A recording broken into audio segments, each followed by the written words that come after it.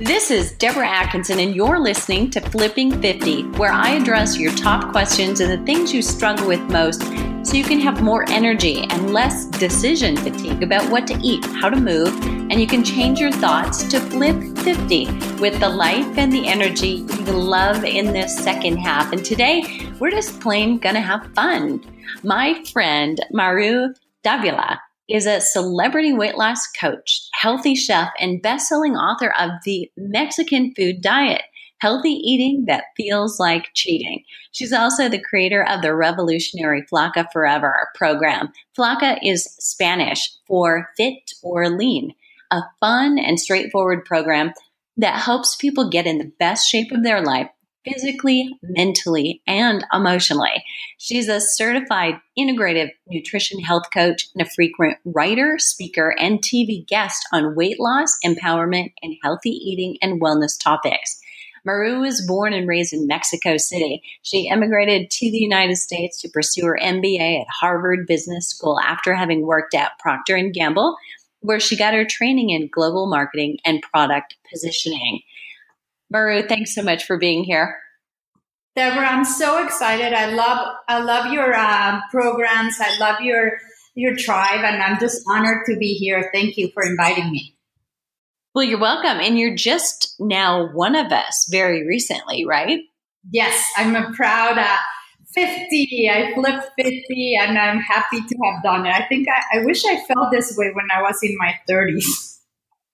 But, you know, the second part of your introduction, I should have said this earlier, is Maru will tell you a little bit more, listeners, about her background and how she got here. But, you know, here's the deal. She's beautiful. She's flipping 50, looking 30. So it's too bad we are audio only, because this gal has a face for TV, which she does for today. And we are going to come back to that because she does television appearances so frequently, and she's flying all over the country to do it. So if this woman can juggle all she juggles and travel from cross country to cross country as often as she does, looking and feeling the way she does, she can teach us a thing or two. I am sure of it. So Maru, I want to dive in and start. Maybe we're starting with the rags to riches story here. But, you know, I think sometimes people see the outside and they see the now, and they don't know what all happened to get us here.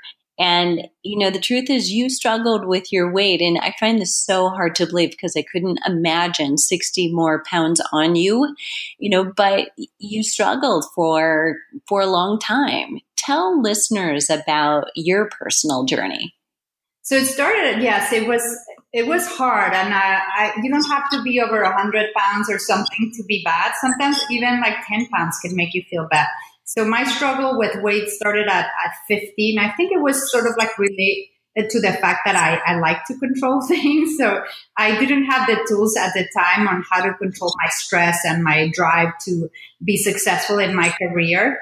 And the one thing I was able to control was like food. And I became very afraid of food starting at 15. And that took me on a journey that started with eating disorders, anorexia, very young. But later as an adult, I turned to, I got out of that because I had to take hormonal treatments. But then later in my adult life, as all of you probably, we are so stressed trying to do this life and be everything for everyone. And then I got into this pattern where the way I relieved my stress was through unhealthy eating in the afternoon or at night. And that turned from unhealthy eatings to binge eating to like food addictions with no warning. And I ended up falling into the other type of eating disorder, which was very damaging for my health and my brain, which was, bulimia. I had it for a few years. And what I would do is, because I ate so much and I would binge and all that, then I would starve myself after that, what I didn't know was I was depriving my brain and my body from all the nutrients it needed to actually help me clean up from all that junk I had just eaten. I thought, it was just, well, if you ate a lot of calories, you might as well starve for 3 days and it will compensate. Well, it doesn't. And I didn't know all these like little things, right? I didn't know that all calories are not equal, and that if I was going to eat bad, that was the time I needed to eat more of the good food, not starve me for a day, right? Or go exercise for like 3 hours. So I did that for 20 years until my emotional and mental health started to decline. And I just started to make more and more bad decisions, not only in my eating, Deborah, it just started to permeate every area of my life. I started to make bad decisions in my career, bad decisions in my life, in my relationships, in whatever. And they just start piling up until I hit my 40s. I luckily had this one in a chance opportunity that, I want to step back a second. Along that way, I did become successful, where I was very successful in my career. I was hiding all my unhealthy habits and things, and I was just compensating my bad nutrition. I was just doing a lot of coffee and energy drinks and things, and my body, maybe it was younger at the time, it could put up with all that damage. But at some point, it started to give me signs. The first signs was depression. It started like around my 30s. And the second sign was lack of focus. And it started when I was in Harvard Business School. I was unable to focus, Deborah. I have to be honest, and I had to take off a year because I could not finish my 2-year program because I was not able to, I just couldn't focus. And it was all this bad eating I had been doing for all this time and killing my body with malnutrition and excessive exercising.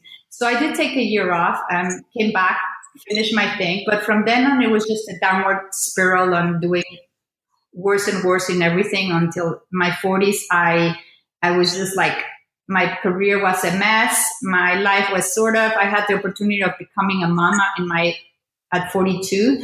But right after that, I just hit bottom. I was hit very hard with postpartum depression. That's when I piled up the 60 pounds and I couldn't get rid of it. I felt horrible, but now I had a baby. And so I think once that started, I didn't know what to do. I was just stuck.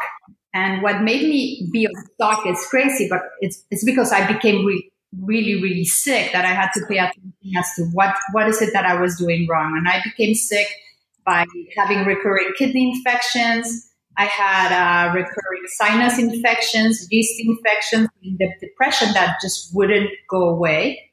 So what doctors did is they kept me on a permanent dose of antibiotics, which, as you can imagine, that destroyed me internally. And when things stopped working and I just felt worse and worse, I finally decided to do something. And that's when I went back to school to study about nutrition and figure out what I could do with the power of food to turn around everything, my health, my weight, my life. And fortunately, I did. But as you can see, it was a pretty long and windy road, and it made me lose everything I worked for since I was 20. I lost that and more by not fueling my body. And when did it catch up to me? It caught up with me in my 40s. But, with some people, it takes a little longer. And for others earlier, I see now people getting sicker at younger age, right? Yes, so true. What a story. I had not even realized some of the detail in that. And so the leap that you've taken now, where did the Mexican food diet come from? Obviously your heritage, but how did you come to the realization that this actually could be an answer? Because we all think going out to a Mexican restaurant, we're just really going to binge, and it's highly fattening. It's not going to be good for us. So I think for me, I first started, as I went back to school, and I started to focus on what were the things that had been keeping me stuck. I tend to always look into myself as when things go wrong, as to what can I do differently. And at that, there was one moment of clarity where I said, well, why? What is it? And I realized I had 4 enemies. I had uncontrollable cravings.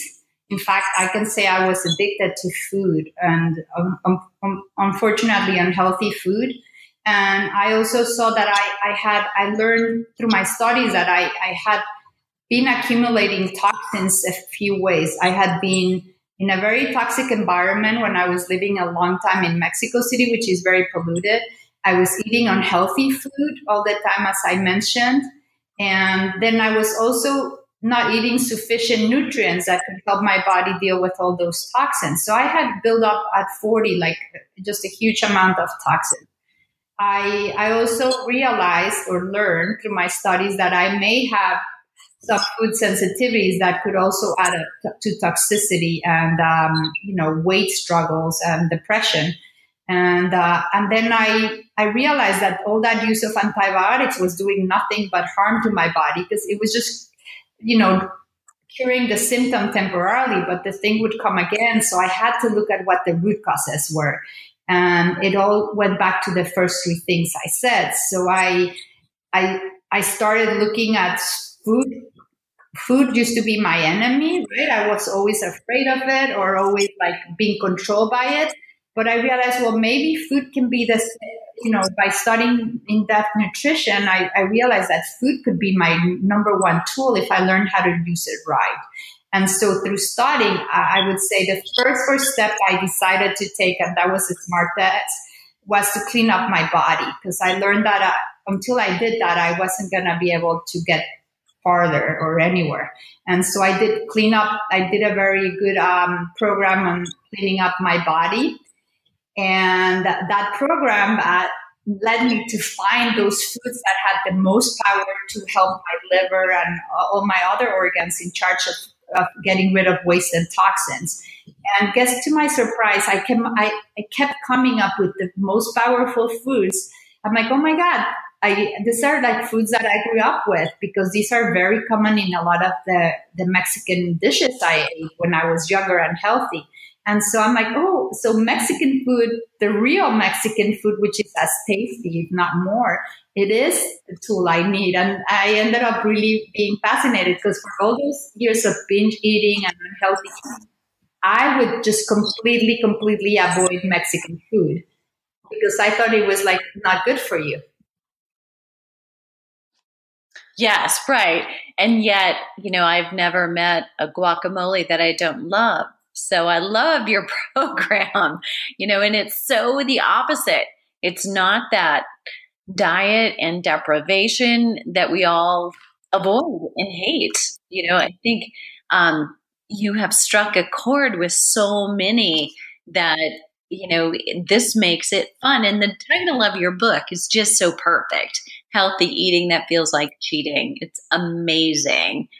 So you discovered this naturally by accident, that really you fell back to your roots. Then, as I said, when I wanted to, those four enemies, right? The cravings. And then, as I said, the first step I realized was toxins. Well, the cravings and the toxins were eventually, I confirmed that it could be the best way to address them was through Mexican food. Why? Mexican food is delicious and satisfying.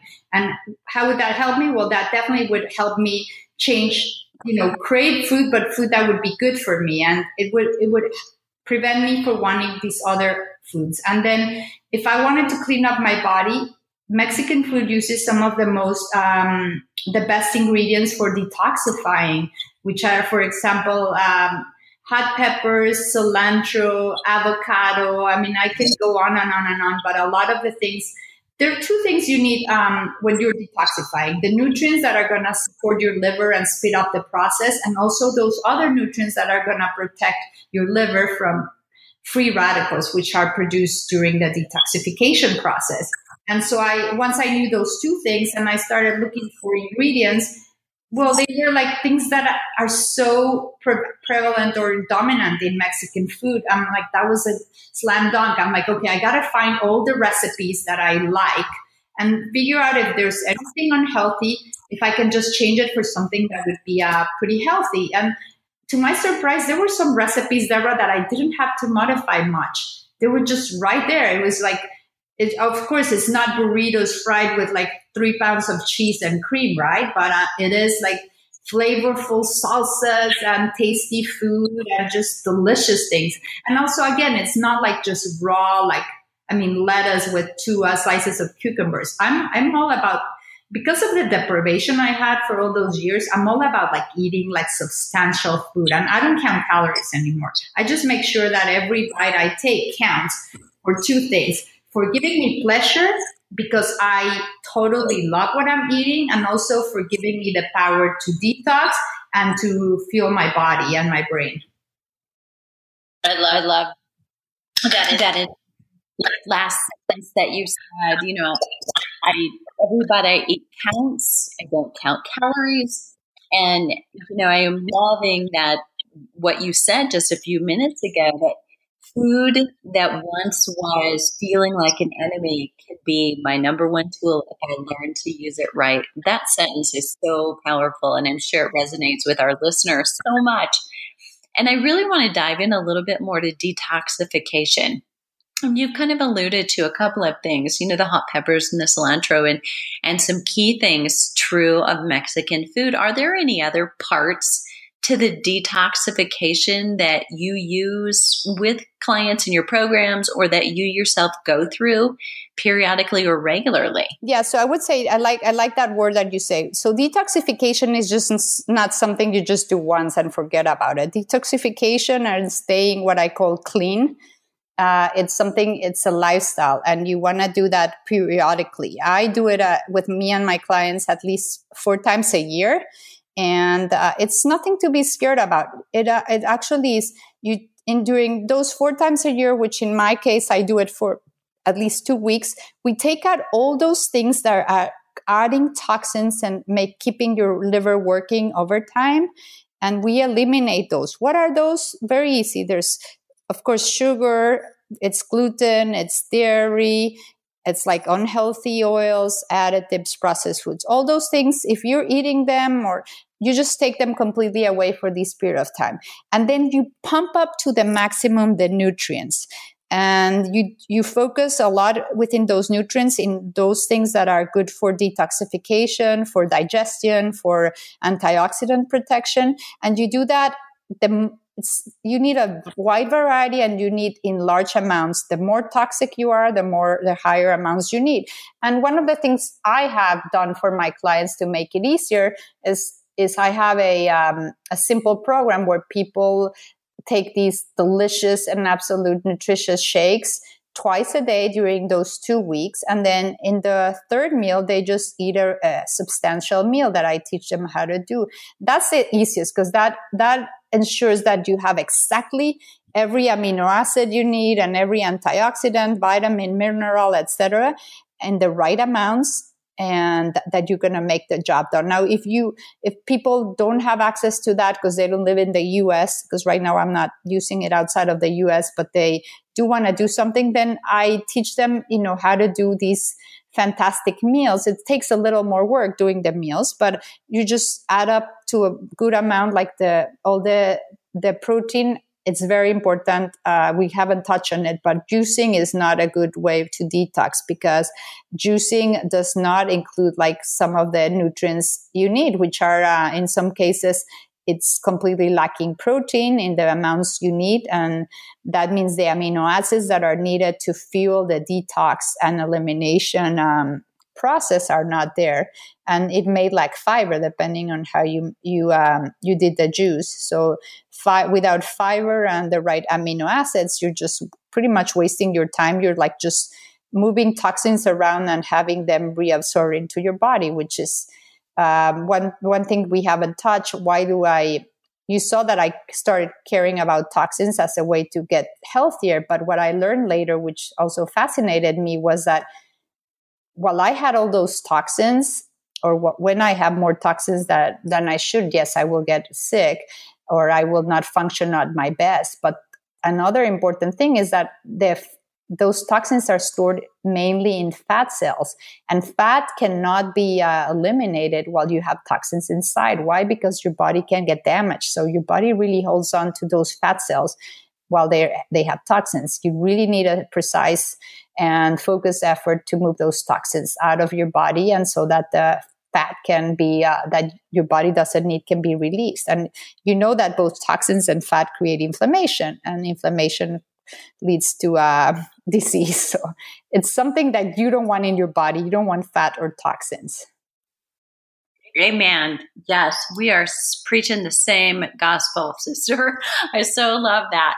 And so let's circle back around to you and traveling, because, so many people, I think that sounds so glamorous, but I'll tell you what, right? When you get up at dark 100 and you are packed for a whirlwind, you fly, you're in a taxi, you're, or Uber or Lyft, and you're in and out of hotels and airports and dry air. You have lots of toxins coming at you, and yet you manage it and make it look so easy. So can you share, what are some of your travel tips? I know that I geek out when I learned that you pack your NutriBullet in your suitcase. Yeah. No, definitely. So one of the reasons I pack that is because I find that eating a very good, healthy breakfast is one of the hardest things. Probably you can find some okay lunch and dinner, but breakfast sometimes is not that easy, right? You may find some, if you're in a good place, maybe some healthy eggs, lots of carbs and things, but hardly any veggies. So what I do is I bring my very clean, lean protein, which is my my protein powder. I know you have some, so sort of like yours, I would say, like the Flipping 50 shakes, protein shakes, and I bring my NutriBullet with all my added superfoods, and that gives me a very good. And then I bring veggies. You've seen me travel. I do a planning ahead. So I look at what's my schedule. What am I going to be doing? And normally breakfast, it's pretty easy because I have it to me, unless, I had to go somewhere. But I will eat, in my room, like a shake. And if I'm with somebody, I'll bring it to the restaurant. I'll drink my shake and I'll eat some of my pre-cooked or raw veggies. Now, if I didn't have time to prepare that, or I would go to the local healthy store and grab in, a bunch of stuff that I can eat throughout the days.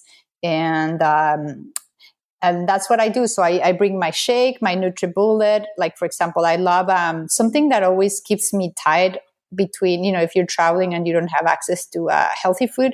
I love having nuts or seeds. For me, almond butter is my go-to thing. And so I carry those in already measured, because you got to be careful with fat, right? You don't want to go crazy. I could eat like a whole jar of whatever it is. I love fat, but I think you don't need excessive amounts of fat. So I bring let's say Ziploc bags or little glass containers with quarter cup of nuts or seeds, which is a good portion, or maybe 1 or 2 tablespoons of her nut or seed butter. In my case, I'll give you a small tip. If I don't know if I'm going to be well fed or I'm not going to be able to eat certain foods, because I have a lot of, given my long journey to health, I have a lot of sensitivities. My gut got destroyed with all those medicines. So I got to be careful, and I treasure and value my health and wellness. So I'm very, very, very committed to that. So if I'm not going to be able to eat because they have something my body doesn't tolerate, I don't like to be hungry at all. For several reasons. One, I don't enjoy that feeling. Number 2, it's not good for my body. Number 3, it will make me anxious. And so what I bring is 2 spoons of almond butter, which has enough protein, fiber to keep me satisfied. I put a little coconut butter and then a little sea salt. And that is so good. That can keep me full for a few hours. It's not like I should eat that for every meal, but if there's not going to be any good source of protein, I mean, what am I going to do? I don't eat bread. And, people just completely feed themselves with breads and stuff before the meals, right? So they're not that hungry, at least for the time being. I can't eat that. So what am I going to do for hours at a time? And what if then the meal doesn't have anything I can eat? And so I always carry that. And, you can sneak it in and just start eating it when it's appropriate, or go to the bathroom and take a bite or whatever. But I always have something that's going to keep me satisfied. So smart. Great tips. I love nuts and seeds too. That trick is so good. Or veggies. That the other thing that's great, if let's say you don't have the luxury because you couldn't cook them, or my go-to veggies are sauteing, or lately I've been doing a lot of oven roasting because I like just to not be involved in the process. So I just put a bunch of sliced veggies and put a little olive oil and sea salt and then just bake them until they're like, depending on the veggie, but I like that. So I'll bring those. But if I don't, then you just bring things that are good transportable. Like if you like cauliflower, you can bring cauliflower, you can bring broccoli, you can bring anything. I mean, some zucchinis, whatever, and you can like munch of that if you like veggies. No, but I tell you, by the way, once you get really clean, you will like veggies. I mean, I really like thrive and enjoy the taste of veggies. That comes to you once you start really feeding your body the right things. It will last you for more, right? I mean, because some people like will look at you like, what? You're going to eat that, but I do like it. And so there's certain things that are very easy to transport. And so the harder the veggies, the easier. And because some of them will like get, like cherry tomatoes could also be good, right? I don't know. What other veggies you like that to transport or eat? I'm so much like you, although I think I'm one of those baffled travelers. So I'm thinking, you get through security with all of those? How do you do that? Oh, that's a good question because I've had to learn the hard way. So almond butter powders and liquids all count as in the ones you have to be careful. So if you're going to have those in your carry-on, because I bring a little lunchbox, the ones that have, the ones that you can freeze and they just take it out. And that's what I carry with me during the trip. Because I never eat anything from the airport. So I have to make sure I'm completely supplied with and emergency things in case you get stuck in an airport or something. Because all the food in the airport is not really good for me. So I would be starving. You just separate things. Like if it's in the morning and I didn't have time to eat my shake, I split it into 3-ounce containers. So you get these little glass containers or Tupperwares that are only fit in 3, and you put your shake divided into that many, and then they're okay with that. Or if I bring a little almond milk for my coffee, because I also travel with my organic coffee, I put it in a 3-ounce container. If it's a powder that you will need, then you must divide it. If it's almond butter, it can be all together like your jar or like a pack. It has to be in small containers. So I have a lot of those 3-ounce things, and sometimes I'll have 15 things. And they'll just look at you, but I don't care. And they don't say anything. Most of the times I don't even get my bag open, at all. You are lucky, girl. That is so good. So those were great tips, though. I think, it is taking that step, isn't it? So I hear you're so full of commitment, and your statements are so simple, but so good. Who else listening wouldn't say this? I value my health and my wellness.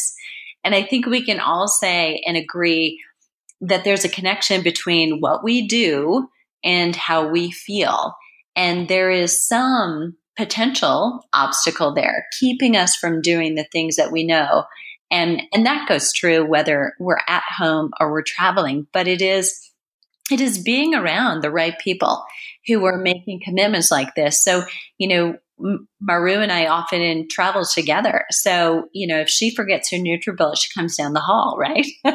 and then I go down the hall, look at her refrigerator, and I'm thinking, this is my peer pressure, right? This is a good thing that this is who I travel with. And, knowing that someone else is doing this, and she had flown from California and I had driven a couple of hours, I'm wondering, why was my refrigerator not looking as green as hers? So it's all a matter of putting forth the effort. But I think it's like riding a bike, really.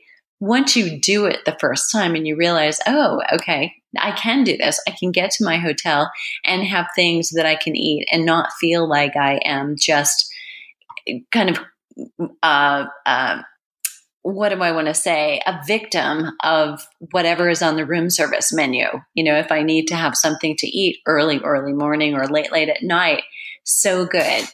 And Maru, you've shared some of your favorite recipes, and they are where listeners could go and get them. What's that URL? And I will put that in the show notes, but where do we send them? Yeah, so you can go to Mexican Food Weight Loss and that will allow you to download 11 of my favorite recipes from my best-selling book, The Mexican Food Diet. And the Mexican food diet it involves my whole philosophy of healthy eating that feels like cheating. That's what I sort of like committed and focus every day of my life. And why? Because remember, I lived deprived and undernourished and restricted for so many years that for me, it's about really finding that I want to feel like I'm cheating, but I definitely want to stay healthy. And Deborah, you talked, why am I so committed? I think because I had the luxury to lose it all. I lost my health and I lost my whole life. And I was lucky enough to recover it. So I don't want to get myself anywhere close to that situation. So, I just had that luxury to really touch ground hard, head on, and not only head, everything. I felt like touching every part of my body down to the ground. And I didn't like that. I don't like to be on the floor. I like being how I am. I feel strong. I feel happy. I feel, successful. And I didn't feel that way in my 30s or my 40s. I love when my daughter, looks up to me and like sees me, I work hard, I play hard, I exercise hard. And that's the other thing. I mean, you inspired me to stay fit. I did lose for a while. Like, I was lean, but I was not as fit as I am now. And I had to also commit and get into a schedule and make it happen. And you, at that point, just looking at you when we travel and how committed you are to your fitness, made me really take those small steps.